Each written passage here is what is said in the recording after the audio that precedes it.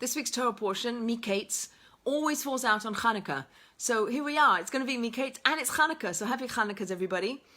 The message that I want to weave into this little 10 minutes of Torah is the idea of revealing that which is hidden. Joseph, we read about Joseph and his amazing Technicolor Dreamcoat. Last week, we read about Joseph being sold to the Ishmaelites, to the Midianites. He goes down to Egypt. He's in the home of Potiphar. He's seduced by Potiphar's wife. He resists her temptations. He is thrown into jail. Last week, he was in jail along with other inmates, two of whom are servants of Pharaoh, the butler and the baker, and they have dreams. And Joseph notices that they're downcast. Why are you downcast? What's wrong? Yes, you're in jail, but you're also more downcast than normal. And the men tell him that they had a dream. They both had dreams. And they tell Joseph the dreams, and he listens to their dreams. And he says to them, this is what will happen. You, the baker, will not make it out of jail. You'll be hung. But you, the butler, you will be released, and you'll go back to serve Pharaoh. And as he's being released, as the butler's being released, Joseph says to him, remember me, help me get out of jail. And now that's where this week's Torah portion picks up. Mikeitz, at the end of 2 years, it took 2 years longer for Joseph to be remembered by the butler. Pharaoh has dreams. He has 2 dreams, which he doesn't know how to interpret. And he goes to all his necromancers and all his magicians, and no one can interpret the dream in a satisfactory way for Pharaoh. And he's perplexed and he's anxious and he doesn't understand what these dreams mean, but he knows that they have a meaning, which is very interesting because in our Jewish mystical sources, we understand that a dream is a 60th of prophecy, that there's an idea that when we that when we sleep, that there's aspects of our soul that go up into the heavenly realms, that sleep is a 60th of death. Death is a separation of the body and the soul, that the soul separates from the body. But when we sleep, there are aspects of our soul that slightly untether, 1/60th untether from its vessel of the body and go up into the upper realms, and they can meet with relatives that have died, predeceased us. They can get divine inspiration and divine communication. And when they come back into the body, when we wake up and we remember the dream, that there could be a prophecy in that dream. There could be a message for us in those dreams. And we have to know how to interpret them. We don't really know how to interpret them. But Joseph was given this gift by God to be able to interpret these dreams. So it's interesting to think about dreams as a 60th of prophecy, that there's a message and a communication from higher worlds that's coming down through a dream. By the way, if we have a difficult dream or a hard dream or a scary dream, we should always interpret it for good. Or we should try to go back to sleep after we wake up and remember the dream and redream the dream with a good ending. Because dreams always go after the interpretation, says our mystical sources. So dream is a 60th of prophecy, and sleep is a 60th of dying, because in death we lose our soul. So there's a slight disengagement of the soul from our bodies, which is why we wash our hands in the morning when we come in contact with a corpse, or we come out of a cemetery, we wash our hands because we've been in contact with death. So too, when we wake up, there's a tradition, there's a Jewish law to wash our hands, because we have to wash off that contact that we've had with being a 60th of death in our sleep. So these dreams are given to Pharaoh so that the butler can remember Joseph and say, Joseph, there was this guy in jail, he says to Pharaoh, who can interpret dreams. And in the blink of an eye, Joseph is plucked out of the deepest, darkest dungeons of Egypt and brought to Pharaoh, brought to the highest of highest places in Egypt, from the lowest to the highest. In a blink of an eye, he's pulled out. And he listens to the dreams, and he says, God's going to interpret the dreams. He's bringing monotheism into the pagan culture of Egypt, and he's telling Pharaoh, there's a God, and God's helping me interpret the dream. And these dreams that you're dreaming, here's the interpretation. The interpretation is, there will be 7 years of plenty where you will have abundant crops and abundant wheat, and it will be good in the land, followed by 7 years of famine. And you, Pharaoh, need to find someone wise and discerning to stockpile all your food, so that when you get into the 7 years of famine, after the 7 years of abundance, then there'll be this food to distribute to the world. Again, Joseph is bringing this value of we have to take care of the world, we have to take care of other people. It's not just about Egypt, and it's not just about you, Pharaoh. And all this wealth and all this abundance that you will have in the 7 years, if you stockpile that, then you can distribute it to the world and feed the whole world. And Pharaoh immediately puts Joseph into that position as second in command, the vizier of Egypt, and he becomes the one to distribute the food. 7 years of plenty, followed by 7 years of famine, and now we have Joseph's brothers and the father in Canaan without food, and they know there's food in Egypt. And we hear that Jacob says, there's food in Egypt, and they're giving out food. I have hope. I have hope.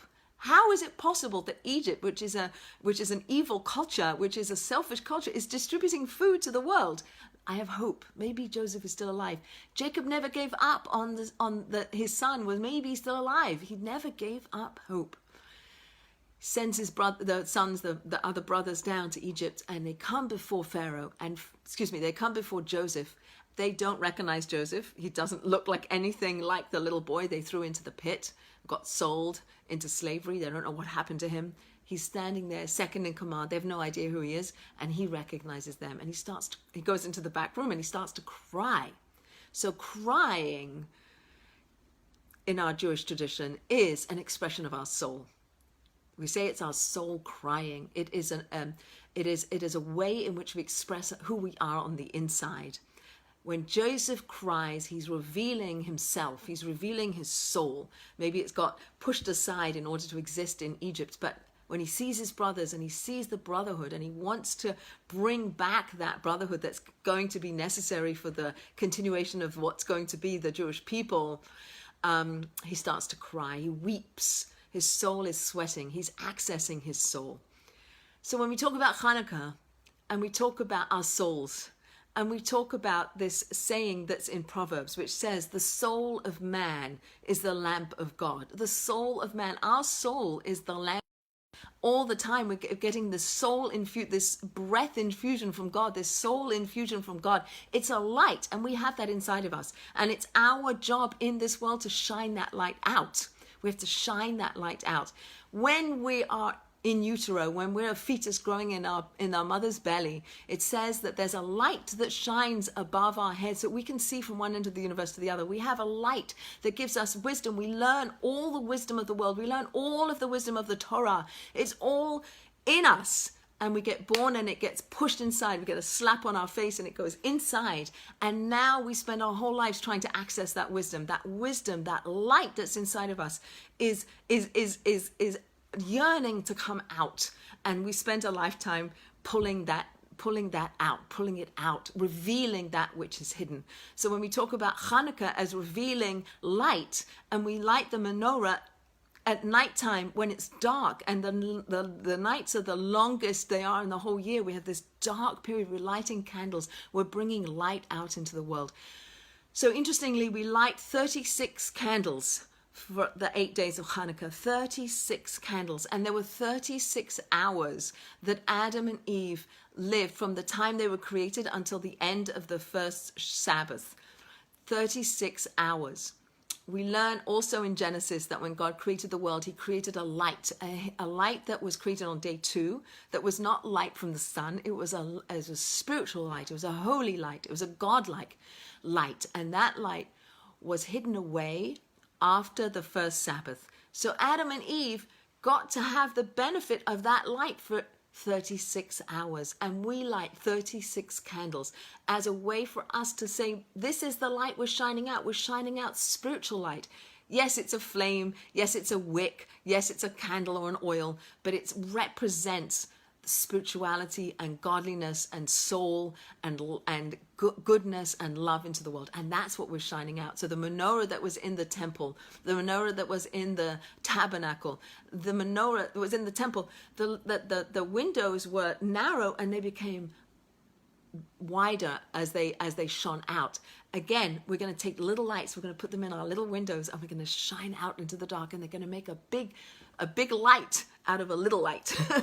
So the oil is shemen, is neshama, is our soul, is the God wisdom, is the Torah wisdom, is the is the candle, is the oil.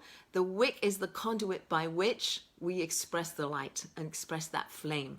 So on Hanukkah, we're enjoined to light the flame, not just the flame in our candles on our menorah, yes, those, and the light that's inside, our soul that's inside that needs to get fired up, the godliness that's inside of us that needs to be expressed because we're the conduits, we're the lamp of God inside of us. We want to express that. We want to get in touch with our soul and let our soul shine out. We want to express brotherhood and love and goodness in the world. We want to help other people. We want to do for other people. We want to give to other people. We want to be godly in the world. That's what Hanukkah is about. It's about shining the light into the dark. And that's what Joseph did in this week's Torah portion. He gets pulled out of the dark. He goes up into the highest places in Pharaoh's entourage. He's second in command. He's distributing food to the whole world. He's talking about God. He's bringing godliness out into the world. He's revealing the prophecies of the dreams and bringing them to fruition in the best possible way. And he's bringing out that which is hidden. So I think that's the message, is to bring out that which is hidden, revealing God in the world, revealing godly values in the world, revealing God wisdom in the world, and revealing that hidden light and accessing the miracles that are waiting to happen, and when they do happen, recognizing that they're happening and shining a light on them and saying, here's a miracle, and it is a miracle, and it comes from God, and I'm going to shine that out into the world. So I bless us that we should all have a miraculous Hanukkah. It's an 8-day holiday. It's more than 7, which is the natural order. 7 days of the week, 7 colors of the rainbow, 7 notes on a scale. 8 is one above. It takes us beyond the normal constructs of the world. It takes us beyond. So we're in miracle time. We're in 8-day time. We're in a time of miracles. We're a time of recognizing miracles. We're a time of shining the miraculous that is who we are, a combination of body and soul, that we should shine that into the darkness and do it with great joy.